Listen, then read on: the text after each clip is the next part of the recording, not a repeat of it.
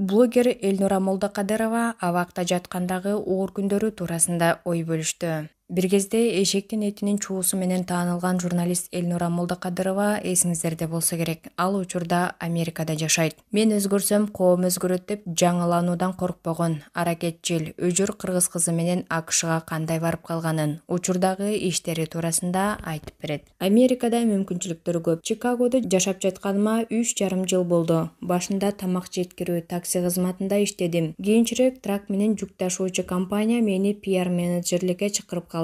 Ишке кирейин деп жатканда башкан эмес, өз компаниябызды жарнамалайсың деп мурунку жолдошум экөөбүз кеңешип трак компаниясын ачтык. 2 аптада трак айдоочулукка окудум. Албетте, оңой болгон жок. Азыр блогинг, иш-чараларды уюштуруу жана билим берүү долбоорлору менен алектенип жатам. Алгачкы долбоорум трейдинг, баалуу кагаздарды сатып алуу боюнча болду. Акцияларды кантип алып сатыш керектигин 60 адамга үйрөттүк. Онлайндагы окуп жатабыз. Бул жакта трейдерлер 2 саатта $2,500 табышат. Кыргыз-казак мигранттары качантан бери эле кара жумушта жүрүшөт. Ойду өзгөртүп, интеллектуалдык жол менен акча тапса эмнеге болбосун. Учурда айымдарга басым жасап, психолог менен тренингтерди өткөрүп жатам. Өзүм дагы ажыраштым. Бул этаптан өтүп жаткандарга жардам бергим келди. Андан тышкары америкалык биржада акцияларды кантип алып сатыш керек экенин үйрөнүп, муну менен алектене баштадым. Блогинг да кызыктуу иш. Акырындык менен YouTube каналымдын катталуучулары көбөйүп жатат. Жарнама боюнча мекендештерибиздин компаниялары менен кызматташам. Орусиядан да кайрылышат. YouTube, Instagram'дан айына $5-6 миң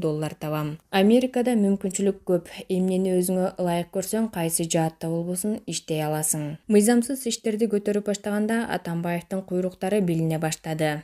Убагында аябай эле тобокелдикке барыптырмын. Эшектин эти, Ош базардагы өлгөн малдын эти боюнча берүүнү тартканда килейген жигиттер келип бизди коркутчу. Биз ар нерсени айтып, тескерисинче өздөрүн коркутчубуз. Кол көтөрүшсөчү деп жаман жагын ойлоп турмун. Мен мыйзамсыз иштер боюнча темаларды көтөрүп баштаганда мурунку президент Алмазбек Атамбаевдин куйруктары билине баштады. Анан материалдарымды чыгарбай, жумушта куугунтуктоо башталды. Жолдошум Ринат Самудинов СДПК партиясынын жаштар канатынын мурдагы лидери эле. Ал да ошол тапта Атамбаевдин айланасындагы көп нерселерди ачыкка чыгарып баштабады беле. Бизге УКМКдан, каралардан жана башка ар тараптан коркутуулар боло баштаганда тез аранын ичинде Кыргызстандан чыгып кеткенбиз. Америкада жыйынтыкка иштетет, минтип жакшы кызматчысын куугунтуктабайт. Америкага Мексика аркылуу келдик. Чек арада кармалып, абакка камалдык. АКШдан саясий башпаанек сурадык. Абакта кийилген кийимдерди кийүүгө, ар кандай типтеги аялдар менен жашоого туура келди. Бир жумада бир футбол талаасына чыкпасак, ар кандай оюн ойномой, сыналгы көрмөй, ырдап бийлеп өзүбүздү алаксытуу менен алек болчубуз. Түрмөнүн китепканасында иммиграциялык мыйзамдар менен тааныштым. Миграциялык лагерде 8 ай жаттык. Анан сот процесси болуп, саясий качкын деген макам менен легалдуу түрдө Чикагодо жашап калдык. Негизи эле менин жашоомду китеп кылып жазса болот. Дайыма көз карандысыз болууну каалоочумун. Мен казармандан болом. Учурда 33 жаштамын. Байкем, 2 сиңдим бар. Апам макмал алтын кенинде иштеген, атам курулуш инженери. Азыр экөө тең бизнес тармагында. Алар нөлдөн бутка турушту. Атам мага дайыма чектелүү гана акча берчү. Эгер акчаны ченебей берсе, ишти оюма келмек эмес да.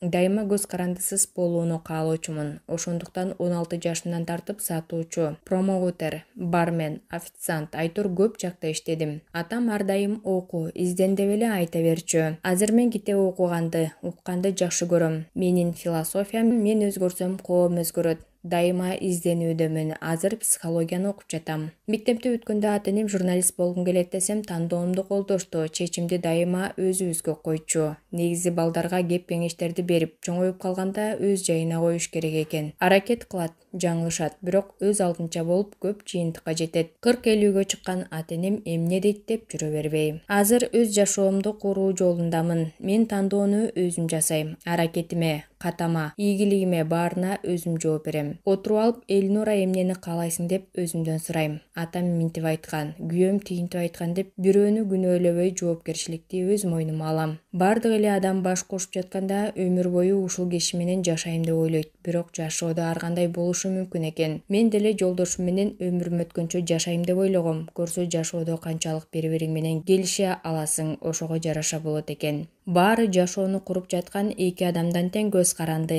Экөө бири-бири менен келише албай калса, анда өз жолдору менен кеткен оң. Ата-энем эл эмне дейт деген болбойт да. Биз келише албай калдык. Анан балдар жокто эки жолго түшөлү деп эртелеп ушундай чечимге келдик. Азыр өз жашоомду куруу жолундамын. Мен бирөө менен да жалгыз да жашай алам. Биринчи кезекте өзүңдү таанып, анан турмуш куруш керек экен. Эгер сен өзүңдү жакшы таанысаң, башка адамдарды тааный аласың. Учурда мурда оюма келбеген иштерди жасап жатам. Кыргызстанды, ата-энемди сагынам, бирок азырынча бара албайм. Ата-энемди бул жака чакырсам же жок дегенде Казакстанга чейин барып келсем деген оюм бар. Мекениңди сагынбай кое албайсың. Түрмөдө жатканда кыргыз тоолору түшүмө кирип ойгончумун. Азыр айтып жатканда да дене боюм дүркүрөп кетти. Америкада жашаган 4 жыл ичинде жашоомдо эмнелер гана болгон жок. Мурун тажрыйбасыз, чектөөлөр, стереотип, эски көз караш менен жашасам, азыр андай эмес. Менде азыр кыла албайм деген нерсе жок. Колумдан баардык нерсе келет. 4 жыл ичинде миллиондор жүгүргөн эки компанияда пиар менеджер, эсепчи да болдум. Мурда оюма келбеген иштерди жасап жатам. Өзүңдү чектей берүүнүн кереги жок. Жашоодо баарын жасоого мүмкүн. Кеңири кыялданып пландаш керек. Бул жака келгенде шаарды билбей эле таксист болгом.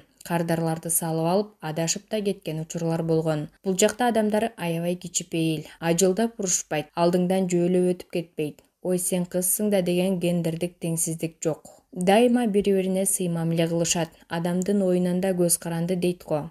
Балким мен оптимист болгонум үчүн жалаң жакшы адамдар кезигет. Оптимизм бул интеллектуалдык тандоо. Наалай берсең жашоо ошого тартат. Кудайга тобо келтирип, шүгүр кылсаң баары каалагандай болот, дейт Элнура Молдокадырова.